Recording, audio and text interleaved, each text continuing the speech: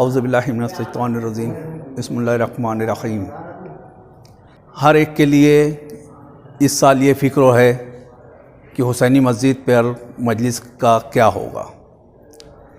Government की policy जो corona virus की वजह से हुई है, ये इमामबाड़ा और मस्जिद सुनसान है।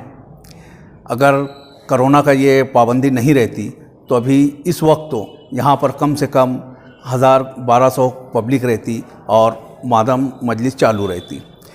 जिस तरीके से हर साल होता था उसी तरीके से होता, मगर इस साल कुछ नहीं हो रहा है। बड़े हम अफसोस के मुकाम में हैं।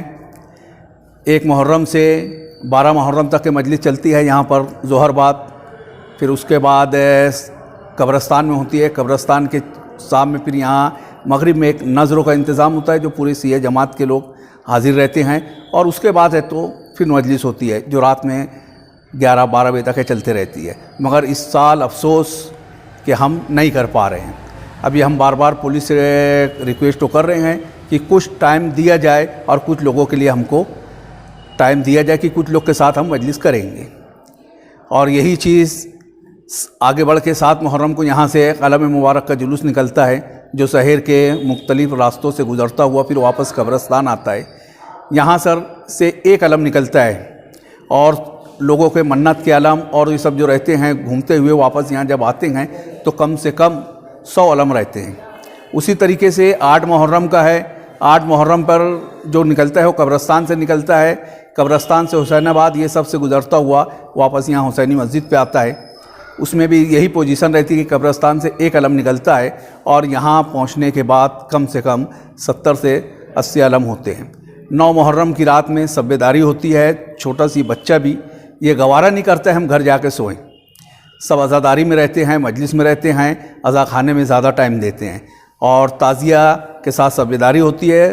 10 मुहर्रम को बाद नमाज फ़ज्र यहाँ पे आमाल सुबह आसुर होता है। आमाल सुबह आसुर होने के बाद फिर नमाज के बाद अलम मुबारक और ताज़िया निकलती है। और जो मादम करते हुए सीना ज़नी कमा जंजीर के साथ हम कब्रस्तान गंज शहीदा पहुँचते हैं। गंज शहीदा उसका नाम है जहाँ पे सोहदा को दफन किया गया था करबला के अंदर। उसी तरीके से हमने यहाँ पर भी बनाई है जो ताज़िया और अलम के ऊपर जो फूल और तुरबत रहती है उसको हम यहाँ गंज शहीदा पे दफन करते हैं और पूरा साल वहाँ पर ज़ियारत का सिलसिला जारी रहता है। ऐसा नहीं होता है कि सिर्फ वहाँ पर सिया पहुँचते हैं, सभी पहुँचते हैं। सिया सुन्नी 11 मुहर्रम को हमारे शहर से बहुत सारे ताज़िया, कम से कम 200 ताज़िया सिया कब्रस्तान पहुँचते हैं। मगर इस साल हम पाबंदी की वजह से लाचार बने हुए। आज सुबह 11 बजे आज़ाद नगर पुलिस स्टेशन के पीआई पारीकर साहब ने हमको बुलाया और चंद ताज़िया वालों से उन्होंने जो महाराष्ट्र गवर्नमेंट की गाइडलाइन उसके मुताबिक हमसे बात की कि भाई किसी किस्म का परमिशन नहीं रहेगा।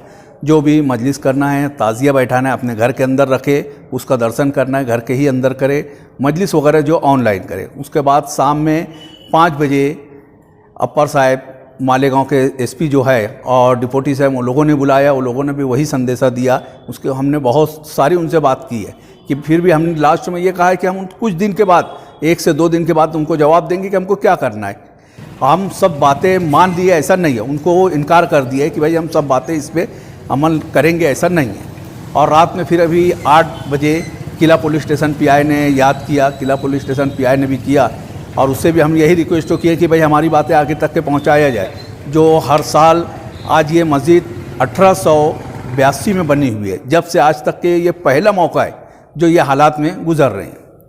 और उनसे भी यही हम गुजारिश की गई है कि हमको कम से कम इतना परमिशन मिले कि 20-25 लोग यहाँ मजलिस में जमा हो और मजलिस की जाए।